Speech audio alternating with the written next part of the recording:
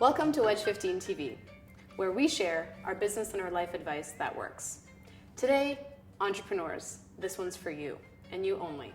What I'm about to say would be highly irresponsible for employees, so please don't take this advice. Give up your need to impress. You're an entrepreneur. You have so many luxuries that you don't take advantage of. Namely, you don't have anyone but yourself to answer to, and perhaps your employees. So, here are the benefits of giving up your need to impress everybody and just take on everything that comes your way. The first benefit, that was so European. The first benefit, that is that you don't have to take on everybody who comes to you for business. I select, and so does my business partner, all the time, the kinds of clients that we want. In fact, we say no to about 80% of business that comes our way because it's not the right fit for what we do. We're not here to impress people, we're here to do the best work that we can do, and we know that to do that, we have to work with people that are congruent, that are aligned with us. So in fact, we only take about 15% of business on. 15% of early adopters, of those change makers who really want to make an impact. Wedge 15. You get it now? The second thing is, if you haven't already figured this out, entrepreneurs, you can't please everybody. In fact, nobody can please anybody.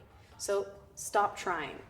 Spend all of that energy that you're trying to use to impress someone, to prove something to someone. Just stop using it there and spend it where you're already making good progress. Put your energy where it's returning things to you.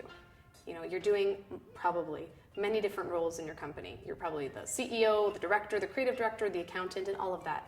You can't, on top of that, try to please people who want to see you do this in your business or that, unless it makes sense with your vision for your company.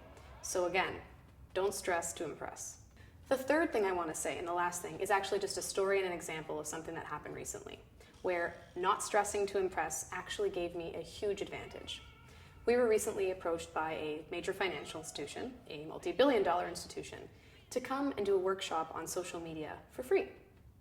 So that sounded fine, and we're always very grateful when people come to us, but we also want to make sure it's the right fit, because we don't want to have to stress to impress them just because they want to do business with us. Again, a luxury an entrepreneur has.